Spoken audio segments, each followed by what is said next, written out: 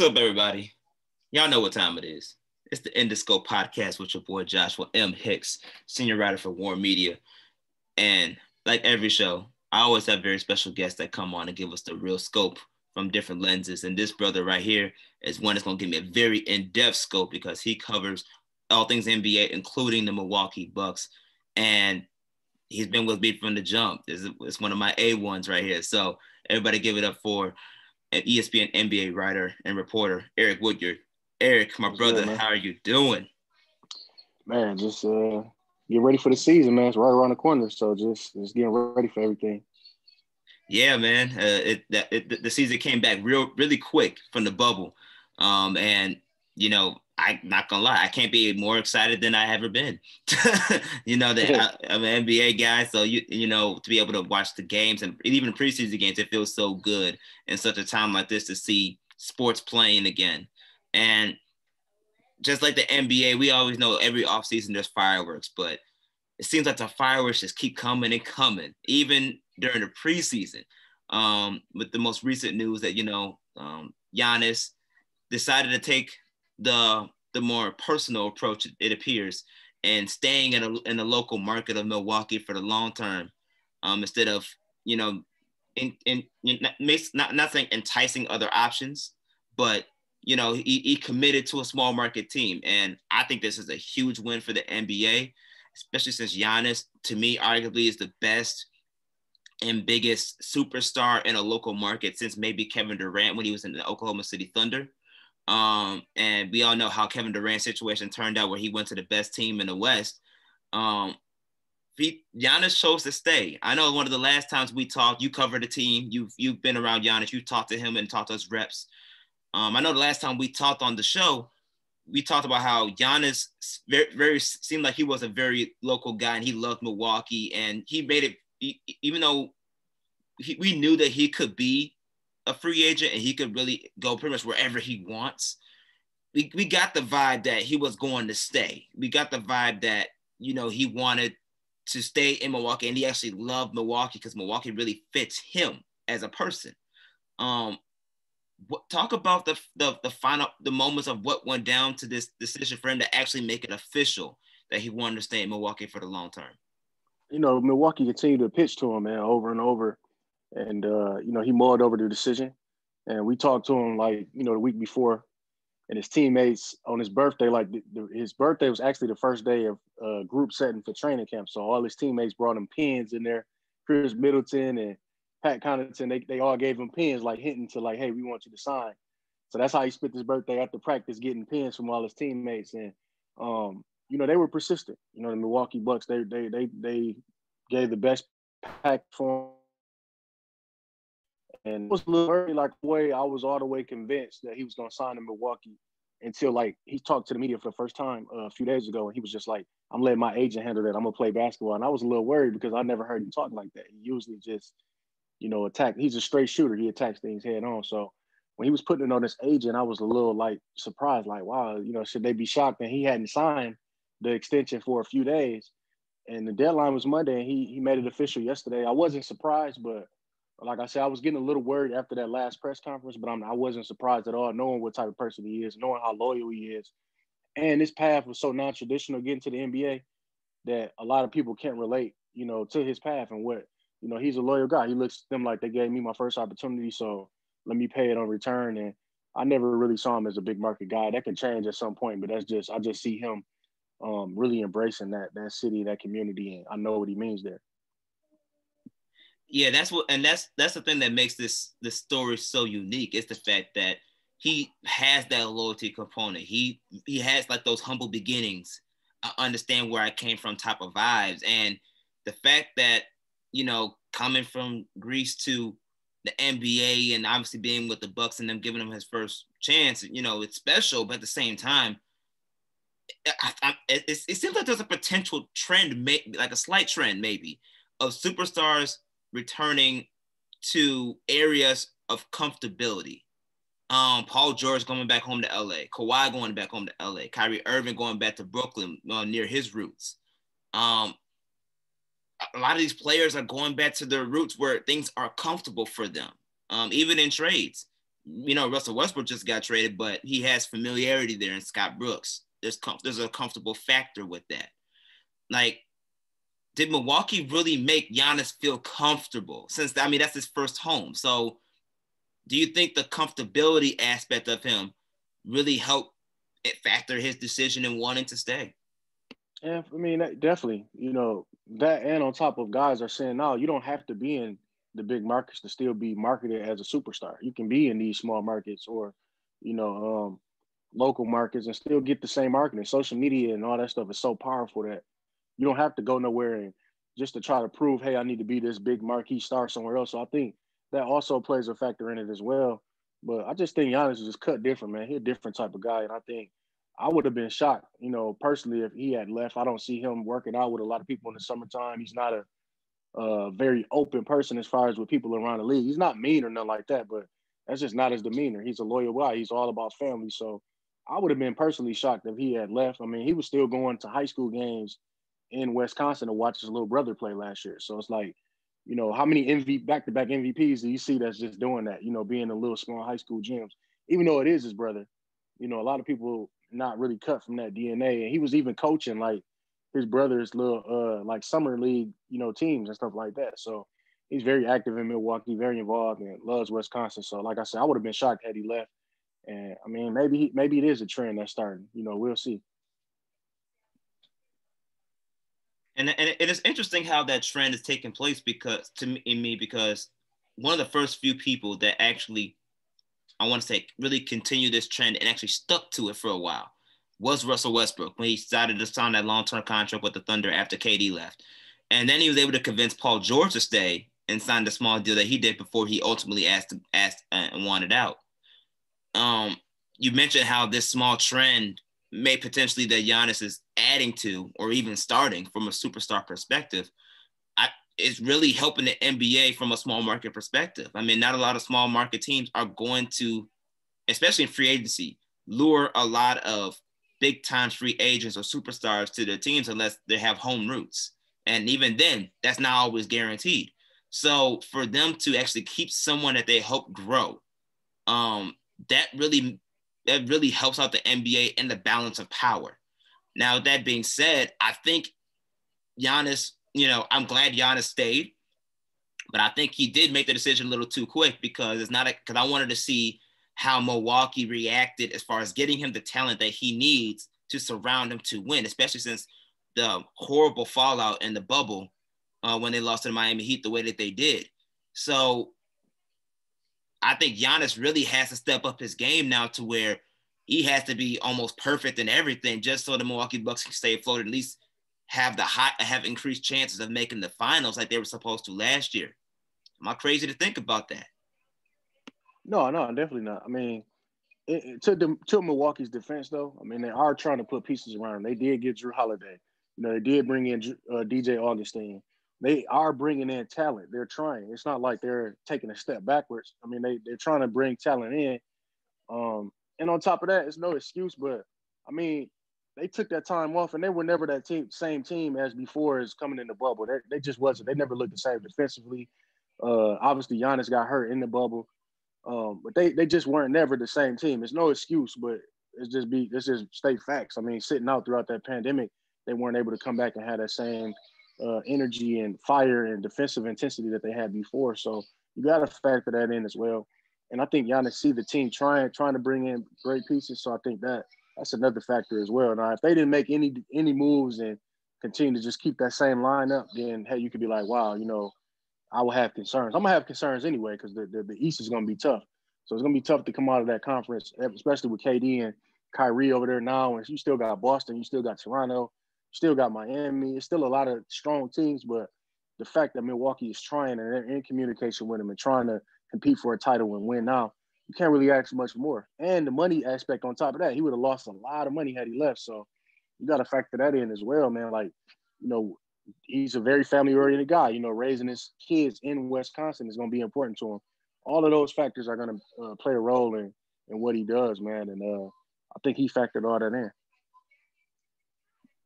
Do you believe Chris Middleton, or personal opinion, first question first to you, Do you believe that Chris Middleton is the guy, as that number 2 guy that the Bucks need for Giannis to win a championship? And does the organization actually believe that? I know you signed him to a max contract, which at that time he rightfully did deserve.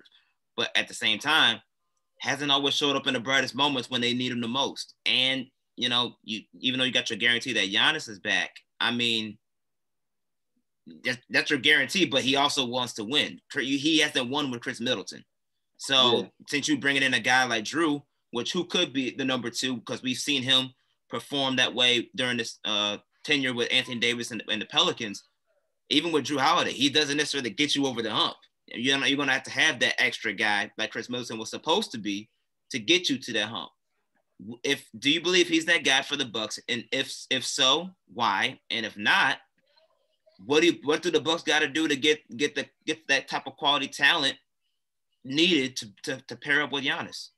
He showed flashes, man. I just need to see a little more aggressiveness out of Chris. Like in the Miami series, he actually didn't play bad. If you go back and watch that series, he actually was aggressive, and I wish he would play like that all the time. Chris got game. He's a baller. We know that he's an all-star. But Giannis needs somebody to be on that all-NBA type talent. He needs that. And that's no knock or disrespect to Chris, but he's going to have to step it up and take it to that next level. And he's kind of chill at times. I think he got to get a little more aggressive. So it remains to be seen if he can be that second guy. I think he has the potential, but he got to get in that bag and really, take it to the next level, because that's what they need at this point. They're in the win now. And Chris has acknowledged that, hey, it was disappointing to finish that way after having the best regular season record for the last 2 years and not get to the finals. So I think he's acknowledged it. Now it's time to see, can he get in that bag and really be that aggressive guy? Because I've seen him go out and drop 51 points last year on Washington when Giannis didn't play. And we saw him shine in the bubble, when they did play Miami. He pulled out a victory for him. But I think you got to be a little more aggressive, man. It still remains to be seen if he can be that second guy. I think he has the talent. But then you have to factor in, to pull in another superstar, what you'll have to give up and the risk and reward. And I think it just makes the most sense for them to ride it out and see one more year, what can happen with this team. But everybody's in win now mode. They can say it all they want to say that they're not all they want, but I mean, it's win now. They see their window closing slowly, and it's time to, really take that next step for them, is to at least reach the finals and make a finals appearance. Do you go after James Harden if you're the Bucks to make that happen? I'm not sure. It depends on what I got to give up, because the team might look at, y'all gave up all these picks to get Drew Holiday. We want this much more for James Harden. And if it's giving up the whole entire team, I'm not sure about that. How much is James Harden? Does he want to be in Milwaukee? Will he change his game? How is this game going to mesh with Giannis's? So I think it's a lot of factors that play into that. So it really depends on what they would have to give up to get him. And if it's not too much, maybe it's a deal. But I mean, their games, I don't really see Giannis and James Harden's games really meshing like that, but I could be wrong. I mean, that's just me though. Yeah, it'll be interesting to see. I mean, even our guy, Scoop B, Brandon Scoop B Robinson, he did report that, Bucks was on James Harden's list as one of the top destinations to go. So since they gave up that whole farm, Houston is asking for pretty much the farm and a kitchen sink to go with it. We'll see if, they'll pursue that option and just see what comes out of that, especially since, it's not a full guarantee of how Chris Middleton's going to come back from the season that they had last year, and how is it going to help Giannis to get to that finals level. Because like you mentioned, the window is closing. Everybody listening right now, you're listening to Eric Woodyard.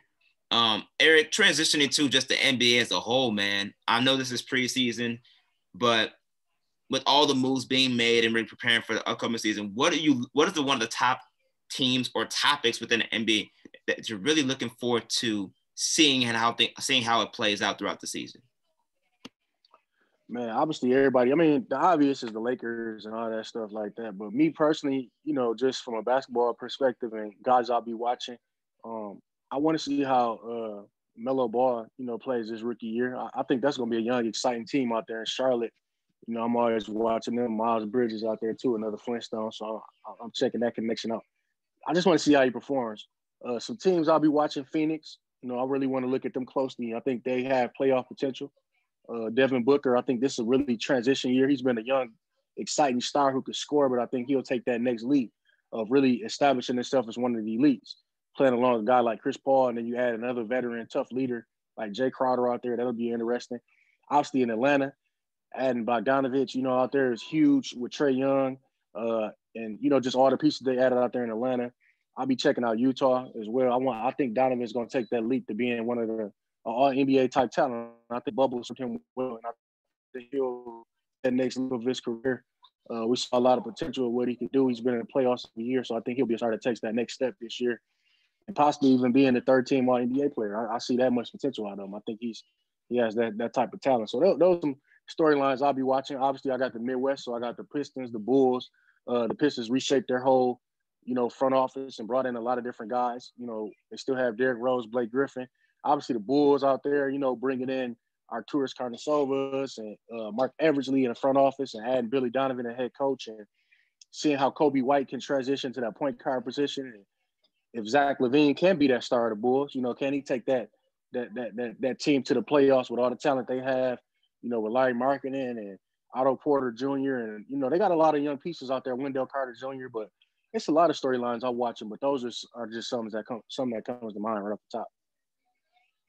Yeah, when I watch LaMelo Ball, he actually looks pretty good. Once he continues to develop more of that jump shot, his offensive game is exciting to watch, especially in transition, the way he sets up his players to score effectively. But you also mentioned the Detroit Pistons, and if you want to keep everything in the Ball family, LiAngelo did get cut. So obviously for LiAngelo, that's an unfortunate situation. But at the same time, we have to give LeVar, even though LeVar is a very, very special character, we do got to give him his flowers while he's here because, you have 3 sons that all signed NBA contracts, and 2 of them went top 3 in the NBA, in the NBA draft. That's a pretty remarkable accomplishment, especially for a family. I think at one point in time, there were the 3 brothers. The only other brothers groups that was there in the NBA, at least at one time, was the Holiday brothers. So for that to take place, Antetokounmpo's too. And Antetokounmpo's, yep. So to see these brothers in the NBA, like that's a really unique situation to have from a family perspective, and we got to give each of these families, their flowers while they're here, because that's something that not many people can say for. Yeah, definitely. everybody talk trash about LeVar and this and that, but I'm a father, man, so I understand the support you want to give your kids, and maybe it might be a little over the top sometimes, but at the end of the day, all 3 of his kids aren't in the front of the news for something negative. They're doing something positive in the NBA, and no matter how he did it, he did it. He put all his boys in the league, and LiAngelo might not have lasted long, but he's only 22 years old. He still could potentially be in a G League or overseas, who knows, but the fact that they got there, I think that's huge. And shout out to the Ball family, man. That's major.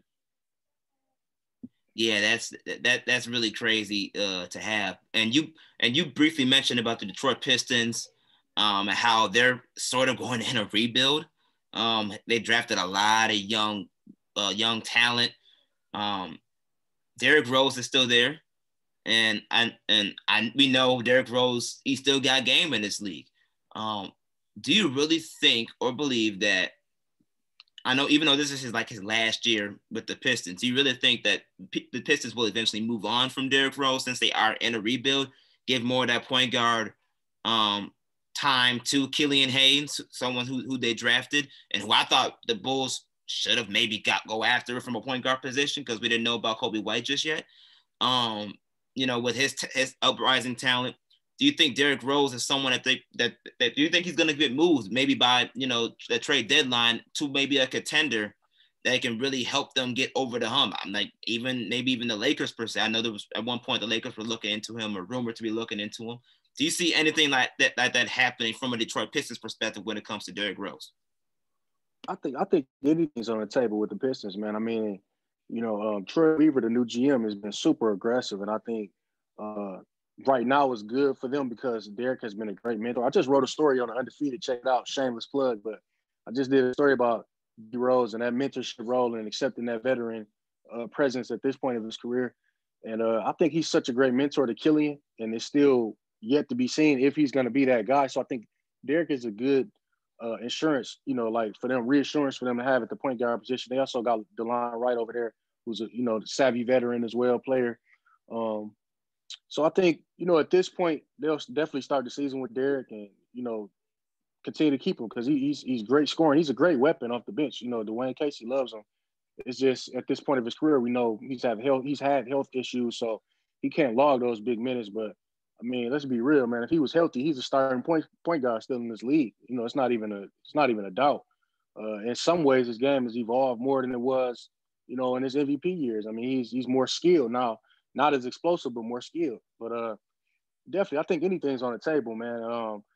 They're looking at Derrick Rose and Blake Griffin as those pieces to be veterans and just have somewhat of a team. Last year, it didn't even look like a team. You couldn't even name, probably the starting five or even five players on the Pistons, let alone a lineup. So I think they're committed to a rebuild within the next 3 years. And right now, Derrick fits what they're doing. And anything is on the table, though. You never know. Same with Blake Griffin? Yeah, definitely. I think they're both in those same situations. I mean, it depends on what they get in return, too. It's like, we also need to have a team. We got to have some guys like these young guys are cool, but we don't know what the hell they're going to do or what they look like or anything at this point. So you have to start and, build your team around them. And I think they're in the middle of that rebuild. Those are the guys that's kind of the center of it. I think the Bulls eventually need to bring Derrick Rose home. I think that, he will serve that veteran role that, the Bulls can use, especially at that point guard position, since we know over the years, point guard, they've lacked so hard in quality talent in the point guard position. And bringing Derrick Rose to this new regime under Arturas Karnisovas and Mark Eversley and head coach Billy Donovan and Mo Cheeks, who is a Chicago legend, to have him on that sideline and have that Chicago connection with Derrick, I think that would be something special to see. Especially if, they can keep Kobe White as the starting point guard, but Derrick Rose could really help develop Kobe White, I believe. I doubt that they'll look at that, especially since they have, Thomas Satoransky already over there. But I don't know. If I'm the Bulls, I'm thinking about maybe pulling that trigger. I definitely would, man. I mean, it's a no-brainer. I think, just from a basketball fan perspective and just like they need, like you said, they need him right now. I mean, it's a no-brainer. I mean, but what can the Bulls give the Pistons, in return? I think that's going to be big as well because they're not just going to let him go for nothing. So it's like the Bulls also got to give something in return to the Pistons. But I think, man, that's what the streets want, man. Derrick Rose back home in Chicago, and he's still getting those MVP chants we saw when the fans were there. The love is back. It was different when he left, and I think the whole league has transitioned and changed, from what he was doing. He was kind of a trailblazer, like sitting out, making sure my body's right. You look at guys after him, Kawhi Leonard, kind of done the same thing. And Derrick kind of took the whipping for everybody else to, kind of get and run behind it, just listening to his body. I don't like I'm 100% right, so I'm not going to rush back. I'm going to get a second opinion. I'm going to make sure I'm 100% straight and not just go by what the team doctor saying, go by what my own doctor saying. And at the time, it was just he took a beating for it, but I think he's forgiven there for sure in Chicago. Just going to barbershops and everything. When I was out there, it's like they still love him there. So, I mean, obviously the fans will love it, and I think it'd be smart for them to do that if they have opportunity to. With the development of Kobe White as the point guard, though, and Zach LaVine in that backcourt, I think that can really be a scary backcourt, especially for futures to come, because we know Kobe White can score the ball pretty much effortlessly. And Zach LaVine has emerged to being that go-to scorer for the Bulls and being more efficient with it. Zach LaVine even had talks about how he pretty much got snubbed maybe last year from people's lists to be the All-Star during All-Star weekend in Chicago. So with Billy Donovan's new, offense, which seems very, very more fluid, it's more offensive movement, it's more ball movement.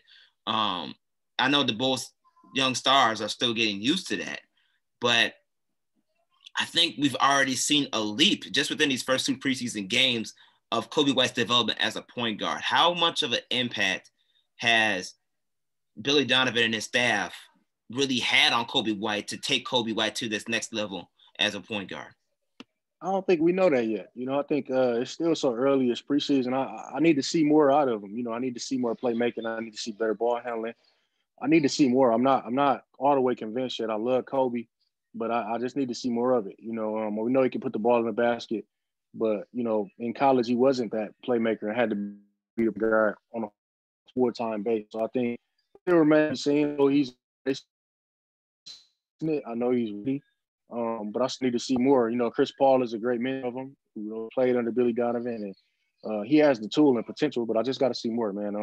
Like I said, nobody can doubt that he can put the ball in the hoop, but I just need to see can he manage and run this team and learn how to get his while also getting others involved. So ask me that in a couple months, I'll probably have a better answer for you. I feel you. Everybody listening right now, you're listening to Eric Woodyard. What, bro, tell me, obviously you're covering it all around the team, you all around the league, but you're also covering the Midwest. Out of those Midwest teams, who do you think is the team that's going to take that next leap to the next level? Man, taking the leap. I'm not sure, man. It's gonna be tough for all those teams this year, honestly. Obviously the best team of that is the Milwaukee Bucks, hands down. So I mean, they're the best in that Midwest region, but it's gonna be tough for all those teams, man. Because I mean, they got better, but I'm not sure how much better they got as far as like to really be a playoff team. I'm not sure. So if I was a betting man, I would probably say the Bulls, but I'm not 100% confident in that. But it's my son here. Sorry.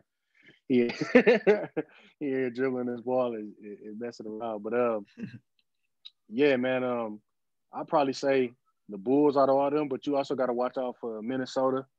I want to see what the rookie Anthony Edwards does out there. But as far as like the Pistons and the Cavs, I'm not sure, man. Indiana obviously is going to be scary as well.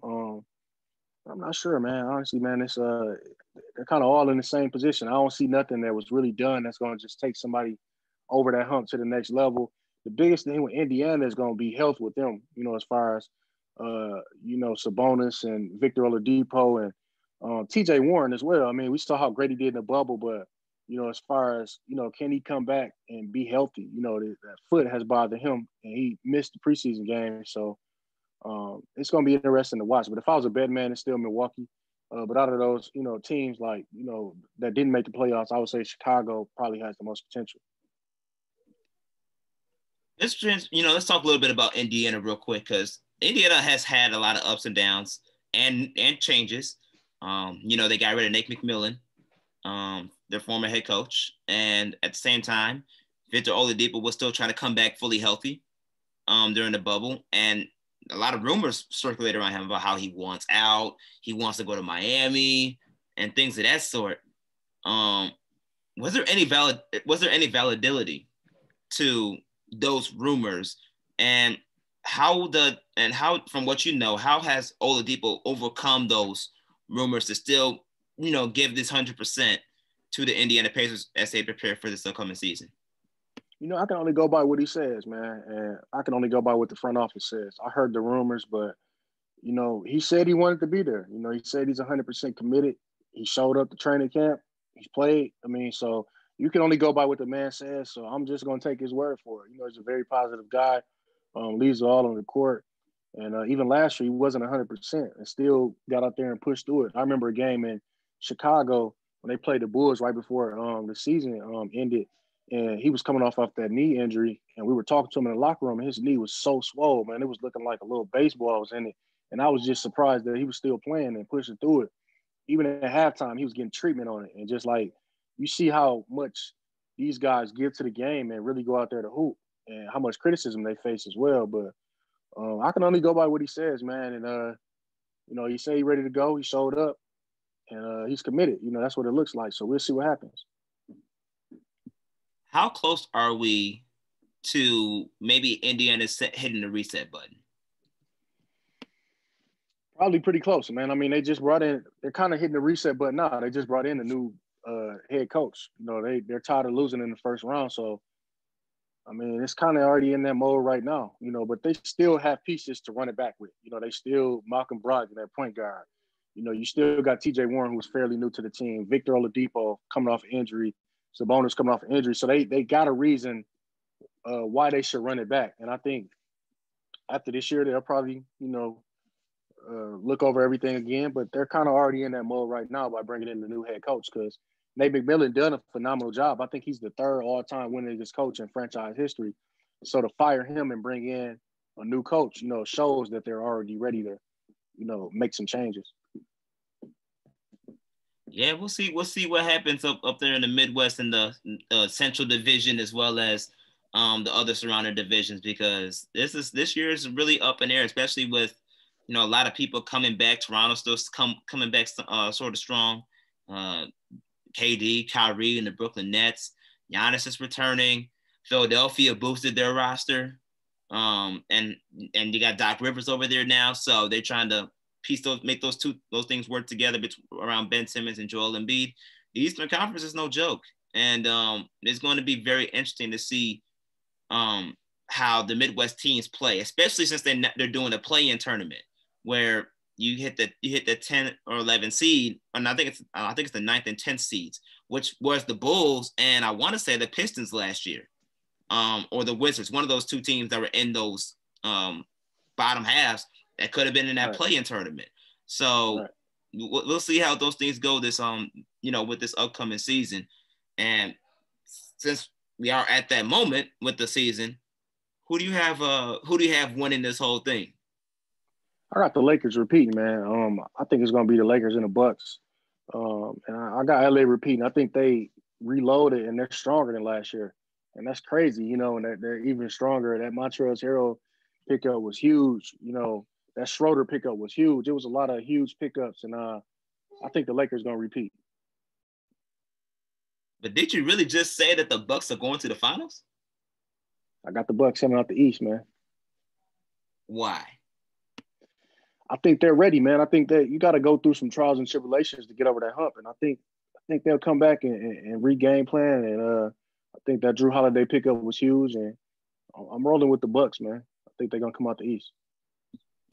Okay. We'll see how the Bucks play it out, especially because you got KD coming back strong as ever, ready to show the world that he's still the best of the best. So we'll see how all that goes in. I hope Giannis is ready, man, because KD ain't no joke. Yeah, it's gonna be tough. I mean, the biggest thing with them is health. Can they stay healthy, and how Kyrie Irving gonna gel with him? We know what KD can do, but just on an IG live the other day, we was hearing them talk about post ups and all that. So I want to see how they can mesh on the court. Will he be willing to take that point guard approach and play second fiddle? Because I mean, that's been a problem for him since he left Cleveland, is wanting to be the guy, but also understanding he needs great talent around him. So they're not just gonna walk into the championship. I'll tell you that. It's not gonna be an easy, smooth sailing, But I just think the Bucks got what it takes to come out the East. But I got the Pistons winning. I said the Pistons. I got the Lakers winning the championship. Sorry. Okay. I feel you on that. I think the Lakers gonna take this thing as well, but. It's LeBron James. You can't go against LeBron James, and he always rides with the Chicago talent. So since he got AD on the side, hey, it's a wrap. That's how we do it in the shot. We win. Right. But that being said, man, what you got coming up? What you got coming up coverage wise for that? People in our audience can tune into what you're doing.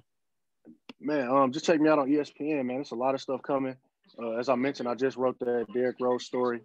And man, just continue to get better this year, taking it to the next level. Okay, where can everybody find you on your social media? I'm on Twitter. I'm on Instagram. Everything E_Woodyard. E_WOODYARD. My brother, appreciate you coming on. Everybody listening, you can also follow me on social media at jhicks042 on Twitter. And at that guy, Josh Hicks, on Instagram. And follow War Media on Instagram, Twitter, and YouTube. We got a lot of great stuff going on, including this podcast that's going to be on YouTube this week. So everybody needs to make sure you subscribe to all those links, follow all the social media, because War Media, we got a lot of great stuff coming your way, especially now that the NBA is back. All types of stuff, all types of content will be coming your way very soon. Eric, my brother, I know this is the wee hours. You just getting started your day. I'm just getting started with my day. But I thank you for coming on the show to talk all things NBA, and especially the exclusive stories on Giannis and signing that super mega historic extension. $228 million, bro. I mean, come on. That's That's nice. That's nice to have in that bank account. But thank you, bro, for coming on. I really appreciate you. Keep doing the great work, and we'll definitely keep in touch throughout the season. All right, man, for sure, man. Appreciate you, man. Keep grinding, man. Yes, Thank you, sir. man. Appreciate it. All right.